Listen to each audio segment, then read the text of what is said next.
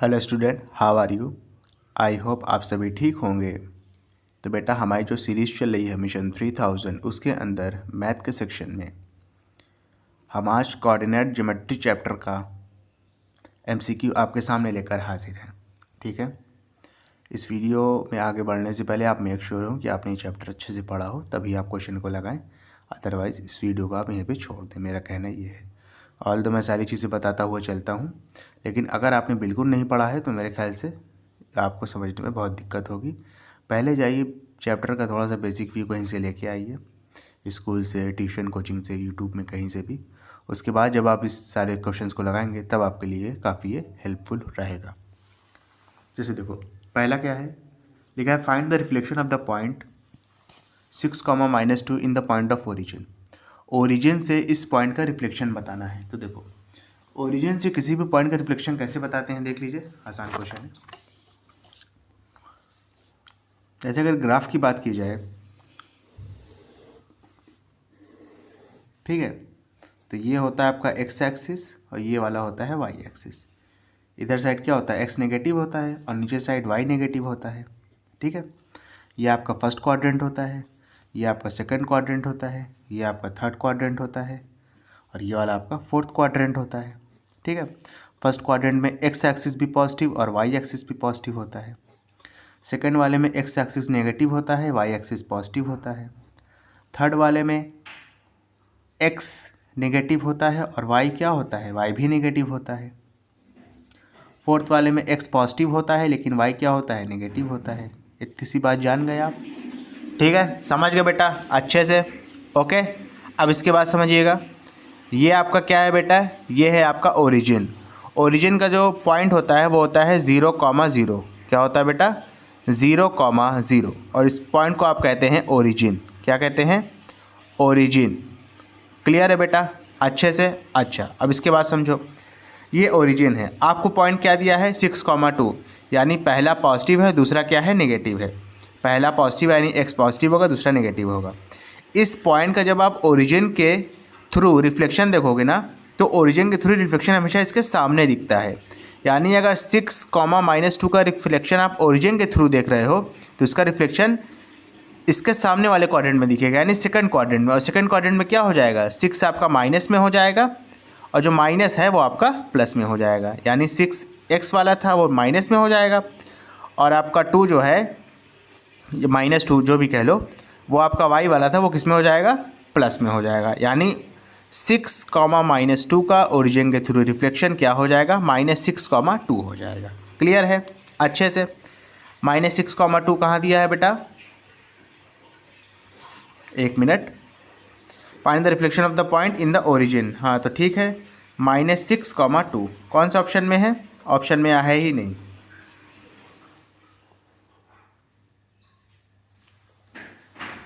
एक मिनट देखिएगा बेटा, -6,2 यहाँ पे जो है ऑप्शन नंबर ए में दे रहा है, यानी मैंने जो है ये ऑप्शन गलत लिखा है, या मेरे ख्याल से बुक में गलत दिया होगा। क्योंकि जाहिर सी बात है, अभी बताया जैसे ओरिजिन के थ्रू अगर किसी भी चीज़ का रिफ्लेक्शन देखोगे ना तो उसके सामने दिखता है।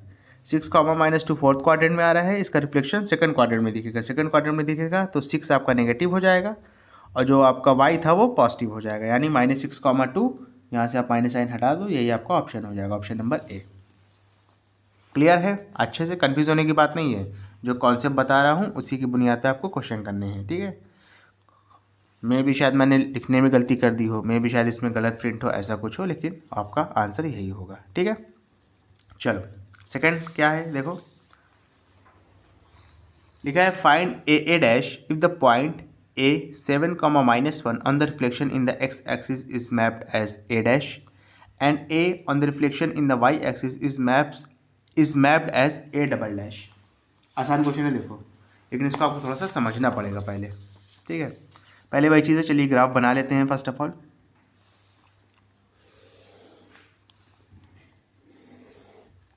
ठीक है, ये आपका ओरिजिन हो गया, ये आपका बेटा एक्स एक्सिस हो गया, ये आपका वाई एक्सिस हो गया, ये आपका एक्स नेगेटिव में हो गया, ये आपका वाई नेगेटिव में हो गया।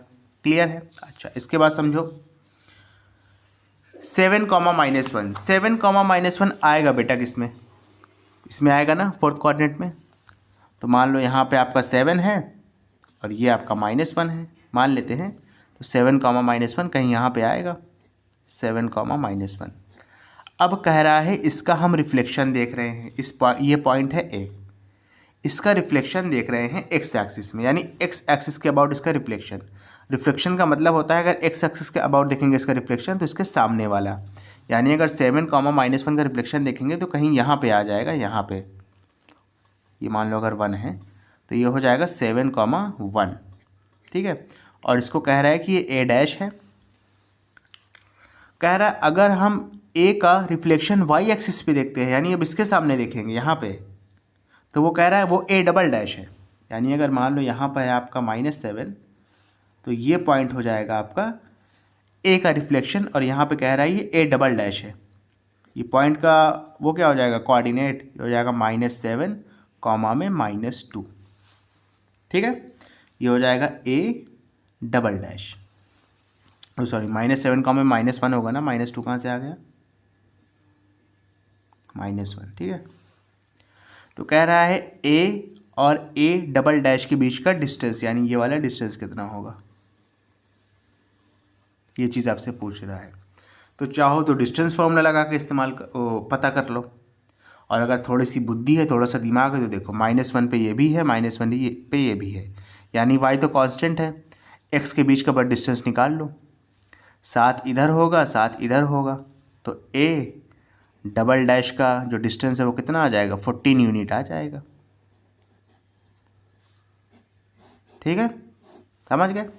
और अगर ये चीज़ समझ में नहीं आ रही है तो चुप्पे लगाओ डिस्टेंस फार्मूला, उसकी हेल्प से निकाल लो। डिस्टेंस फार्मूला आता है ना, x2 - x1 का होल स्क्वायर प्लस में y2 - y1 का होल स्क्वायर, उसके बाद उसका पूरा अंडर रूट कर लेना। समझ रहे हो कि नहीं।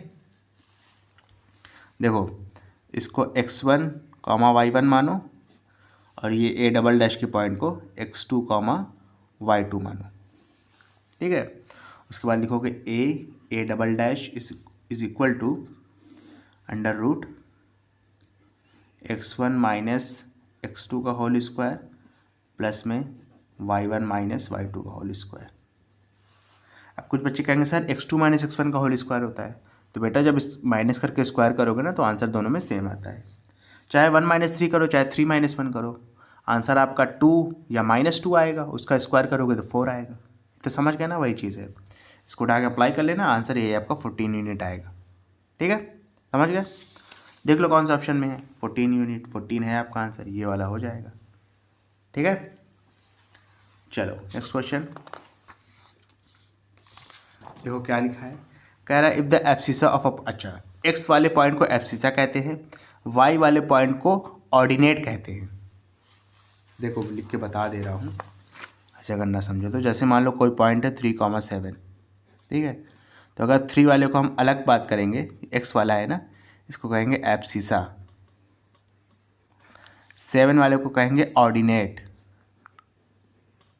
ठीक है। और जो 3,7 को मिला के कहेंगे इसको कहेंगे कोऑर्डिनेट। समझ गया ना, ये चीज़ होता है। तो वही चीज़ पूछ रहा है कि then x, y is called, x, y को क्या कहेंगे, कोऑर्डिनेट कहते हैं, खत्म बात। नेक्स्ट क्या है, in the coordinate of a point x, y is called.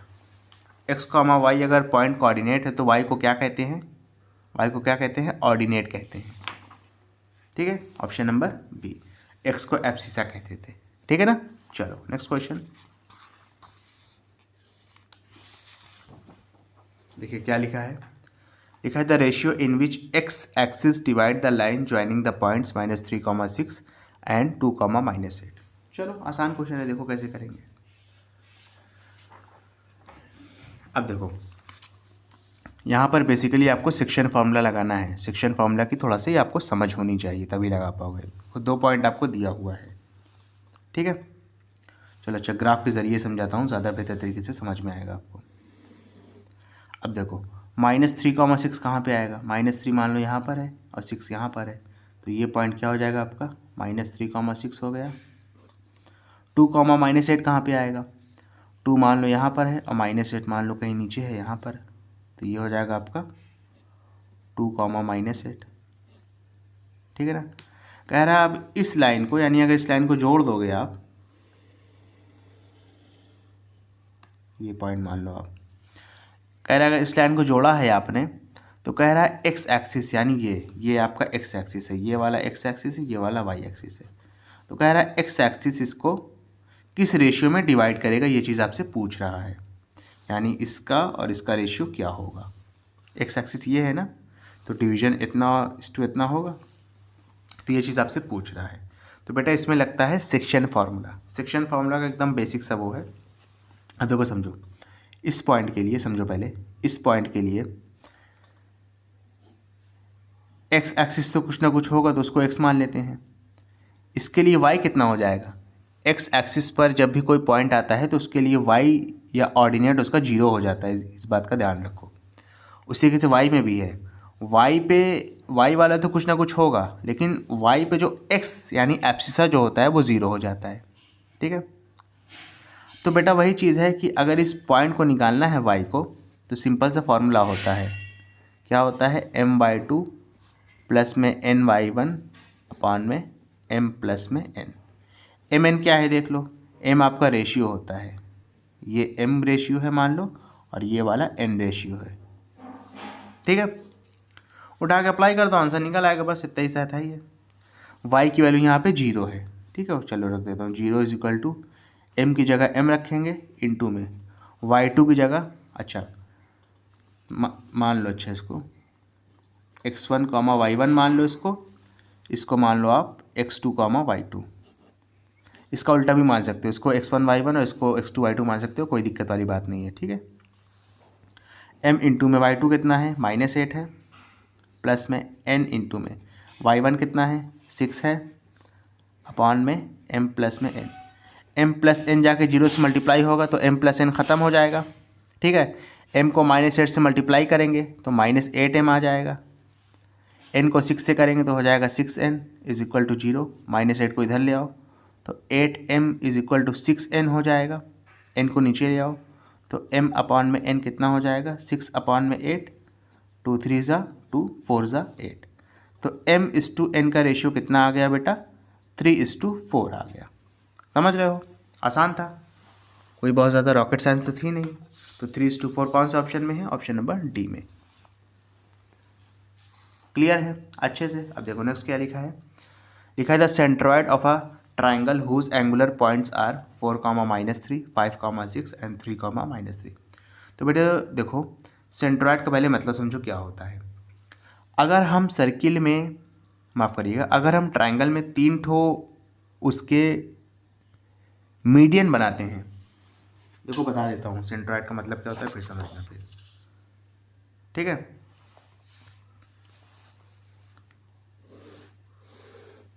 जैसे मान लो ये सर्किल है, माफ़ करिएगा सर्किल बार बार बोलते रहो, ये ट्राइंगल है, मान लो ABC ट्राइंगल है। ठीक है, आपने BC का मिड पॉइंट लिया और A से मिला दिया।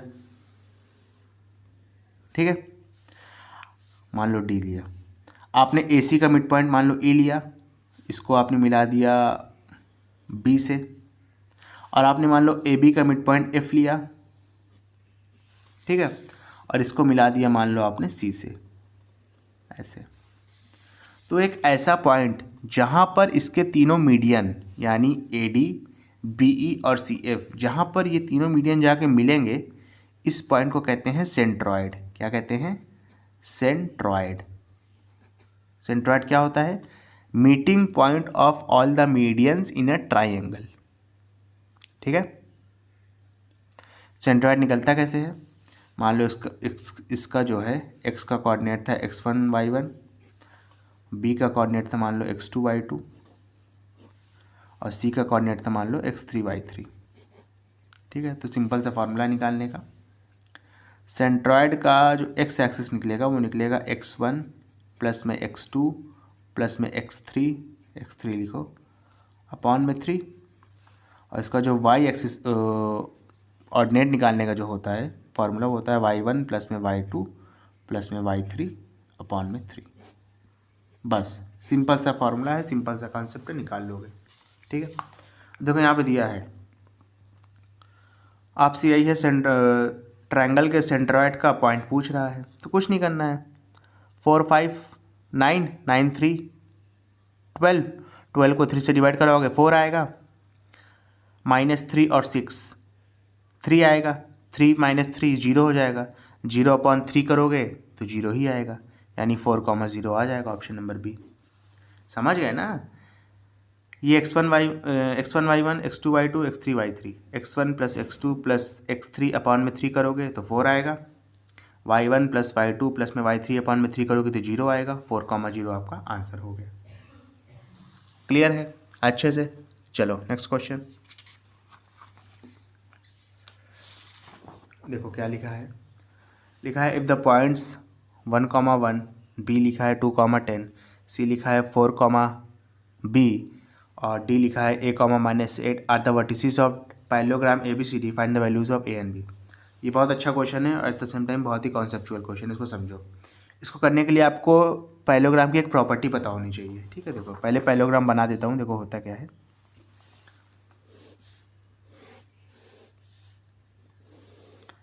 पैरेललोग्राम में बेसिकली अपोजिट साइड इक्वल होती है और साथ ही साथ पैरेलल भी होती है। पैरेलल का मतलब जानते हो ना, यानी अगर इन दोनों साइड को अगर ऐसे मिलाओगे तो ये कभी भी ना तो इस साइड ना तो इस साइड जाके एक दूसरे को काटेंगी नहीं, यानी इंटरसेक्ट नहीं होंगी, और इनके बीच का परपेंडिकुलर डिस्टेंस हमेशा कांस्टेंट रहेगा, ठीक है, यानी कभी बदलेगा नहीं, इनके बीच का 90 डिग्री वाला डिस्टेंस। चलो लिख लेते हैं A B C D। A कितना है 1,1 है, B कितना है 2,10 है, C कितना है 4,b है और D कितना है A, -8 है। अब देखो जो इसके डायगोनल होते हैं ना, यानी DB और AC, ये मान लो कोई पॉइंट A पर वो कर रहे हैं, बस इसके डायगोनल की ख़ास बात ये होती है कि ये एक दूसरे को बाइसेक्ट करते हैं, यानी OD आपका OB के बराबर होगा और OC आपका OA के बराबर होगा, और 90 डिग्री पे करते हैं। फिलहाल 90 डिग्री से तो हमारा कोई लेना देना नहीं है, करते हैं वैसे, लेकिन ये दोनों जो बाइसेक्ट कर रहे हैं इसके लेना देना है। मान लो इसका कोऑर्डिनेट है x, y पॉइंट O का, तो x और y कैसे निकलेगा देखो। अगर D और B की हेल्प से निकालना चाहें तो भी निकाल सकते हैं। क्या हो जाएगा 2 + a अपॉन में 2, y कितना हो जाएगा -8 + 10 अपॉन में 2, ठीक है। ये आपने निकाला है D और B की हेल्प से, ऊपर लिख दे रहा हूँ। A और C की हेल्प से x और y निकालना चाहो तो भी निकाल सकते हो। कैसे निकलोगे देखो A और C की हेल्प से 4 + 1 अपॉन में 2, y कैसे निकलेगा देखो, y निकलेगा y = हो जाएगा 1 + b अपॉन में 2, ठीक है। अब दोनों को कंपेयर कर दो, ये दोनों भी y है, ये दोनों भी x है, दोनों को कंपेयर कर दो, आंसर आ जाएगा। देखो कैसे आ जाएगा, x को कंपेयर कर दो, हो जाएगा 2 + a अपॉन में 2 = 4 + 1 अपॉन में 2। चाहे 2 को इधर शिफ्ट करके काट दो, चाहे डायरेक्ट काट दो। 2 + a, 4 + 1 करेंगे 5 आएगा, a की वैल्यू कितनी आ जाएगी, 2 को इधर भेज देंगे तो 5 - 2, a की वैल्यू आ गई 3, ठीक है। इस तरीके से इन दोनों को कंपेयर कर देंगे तो -8 + 10 तो आ जाएगा 2 अपॉन में 2 = 1 + b अपॉन में 2, 2 से 2 कैंसिल आउट हो जाएगा, 1 को इधर भेज देंगे। अच्छा -8 + में 10 2 कैसे आया समझ गए ना, माइनस प्लस माइनस 10 में से 8 जाएगा बचेगा 2, तो ऊपर 2 लिख दिया था, 1 को इधर भेज देंगे तो b की वैल्यू हो जाएगी 2 - 1, b की वैल्यू कितनी आ गई 1 आ गई, ठीक है। a की वैल्यू 3, b की वैल्यू 1, ओके देख लो, a की वैल्यू 3, b की value 1, option number B, okay. Next देखो क्या है, ठीक है, find the coordinate of the point which divides the line segment joining a b in the ratio 5:3। ये तो बहुत आसान क्वेश्चन है बेटा, यहाँ पे सब कुछ दे दिया है, सेक्शन फार्मूला का इस्तेमाल करके बस x और y निकालना है। देखो बता देता हूँ क्या है, समझ रहे हो ना। तो देखो क्या करना है, कुछ नहीं करना है, देख लो ये पॉइंट मान लो a है और ये पॉइंट मान लो b है, कितना दिया है -2, -5। ग्राफ वगैरह भी यहाँ नहीं बनाना, वहाँ पे तो आपको सिर्फ समझाने के लिए बनाया था, ऐसे डायरेक्ट कर सकते हैं, ठीक है। लेकिन बस आपका कॉन्सेप्ट क्लियर होना चाहिए। यहाँ मान लो कोई पॉइंट P है जिसका कोऑर्डिनेट दिया है मान लो x, y। रेशियो दे दिया है, भले रेशियो कितना दिया है 5 दिया है और ये 3 दिया है। ठीक है, अब चलो फटाफट मान लेते हैं। इसको m मान लो, इसको n मान लो। ठीक है, इसको मान लो x2, y2, समझ रहे हो ना, और इसको मान लो x1, y1।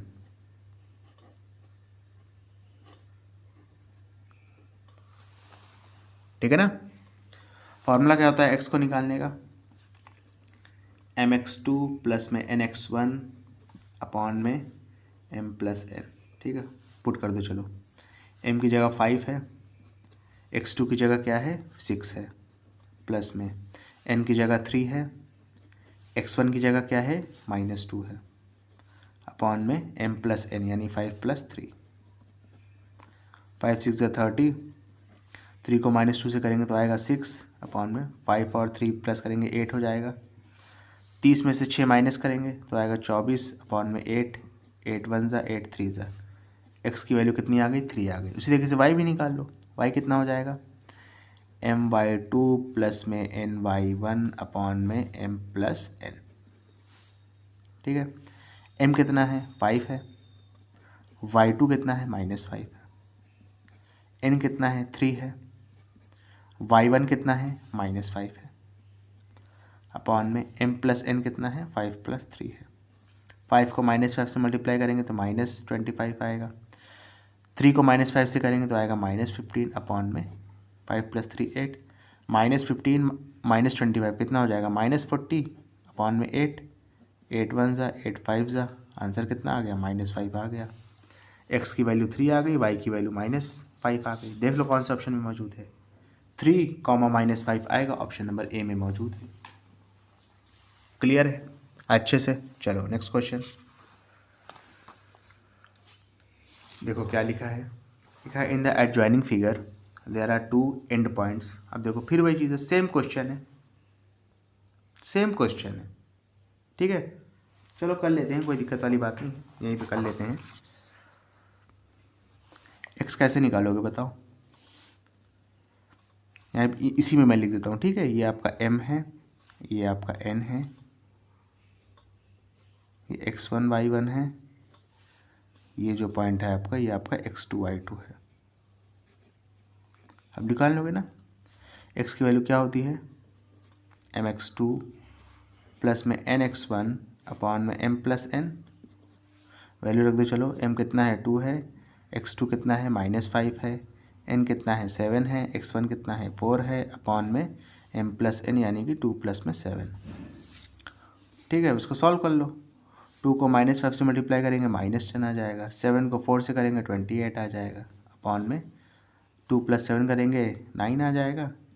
28 में से 10 माइनस कर देंगे तो आएगा 18, अपॉन में 9, 9 1 ज़ा 9 2 ज़ा, x की वैल्यू 2 आ गई। अच्छा 2, अच्छा नहीं 2 एक ही में है, देखो 2 एक ही में, 2 -3 यही हो जाएगा ऑप्शन में। यहाँ तो आपको दूसरा निकालने की जरूरत भी नहीं है, निकालना चाहो निकाल दो। चलो मैं निकाल दे रहा हूँ, वरना कहोगे सर ने जो है गलती से कर दिया। ठीक है, my2 प्लस में ny1 अपॉन में m प्लस n। m कितना है 2 है, y2 कितना है बेटा 11 है, n कितना है 7 है, y1 कितना है -7 है, अपॉन में m प्लस n यानी कि 2 प्लस 7। 2 को 11 से करेंगे 22 आएगा, 7 को -7 से करेंगे -49 आ जाएगा, अपॉन में 7 2 कितना हो जाएगा 9 हो जाएगा। ठीक है, 22 में से 49 तो माइनस होगा नहीं, तो 49 में से 22 ही माइनस करेंगे, आंसर आएगा 27, लेकिन जो भी आएगा वो नेगेटिव आएगा। अपॉन में 9, 9 1 ज़ा 9 3 ज़ा, आंसर कितना आ गया -3 आ गया। देख सकते हो 2 -3 आ जाएगा। ठीक है, समझ गए अच्छे से। ओके, अब देखो कह रहा find the slope and the Y intercept of the line. अब देखो यहाँ पे एकदम जो जनरल इक्वेशन होती है लाइन की वो आपको आनी चाहिए। उसका फॉर्म होता है y is equal to mx plus C. ठीक है, अब देखो कुछ नहीं करना है, यानी लेफ्ट हैंड साइड में सिर्फ y होना चाहिए और इस साइड mx प्लस सी होना चाहिए। यहाँ पे देखो क्या लिखा था, √3y is equal to x plus 3। अभी मैंने बताया कि लेफ्ट हैंड साइड में सिर्फ y होना चाहिए था, यानी √3 को इधर भेज देंगे तो y इज इक्वल टू हो जाएगा एक्स प्लस 3 अपॉन में √3। अब √3 को अलग अलग कर लेंगे, यानी इसके साथ भी डिवाइड करेंगे, इसके साथ भी डिवाइड करेंगे, तो y इज इक्वल टू हो जाएगा m अपॉन में √3 प्लस में 3 अपॉन में √3। समझ रहे हो आप लोग कि नहीं समझ रहे हो? ठीक है, तो यहाँ पे कर लो उसके बाद।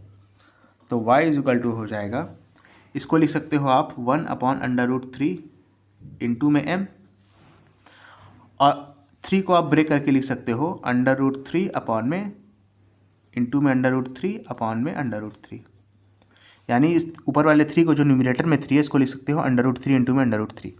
तो एक √3 से एक √3 कैंसिल आउट हो जाएगा, ये वाला √3 ऑलरेडी था ना नीचे, इस वजह से लिखा है, और 3 को ब्रेक करके लिखा है √3 इंटू में √3, कैंसिल आउट हो गया। तो y इज इक्वल टू कितना हो जाएगा 1 अपॉन में √3 इंटू में m प्लस में √3। ठीक है, आपसे पूछ रहा था स्लोप और y इंटरसेप्ट। स्लोप कहते हैं m को और y इंटरसेप्ट कहते हैं c को, इस बात का आपको पता होना चाहिए। अगर ये वाली इक्वेशन और ये वाली इक्वेशन को कंपेयर करोगे, ये वाली इक्वेशन और ये वाली इक्वेशन को कंपेयर करोगे तो देखो, अब देखो एक चीज़ है ना, यहाँ पर मैंने m भले लिख दिया है लेकिन ऊपर तो x था ना, तो यहाँ पे हम x ही लिखेंगे। ये चीज़ भी समझो थोड़ा सा, आई डोंट नो मैंने m क्यों लिख दिया है, समझ गया ना? अरे बेटा मान लो मैंने मुझसे गलती हो गई थी, मुझे x ही लिखना चाहिए था, पता नहीं मैंने m क्यों लिख दिया है। ठीक है, अब ये वाली इक्वेशन और ये वाली इक्वेशन को कंपेयर कर दो।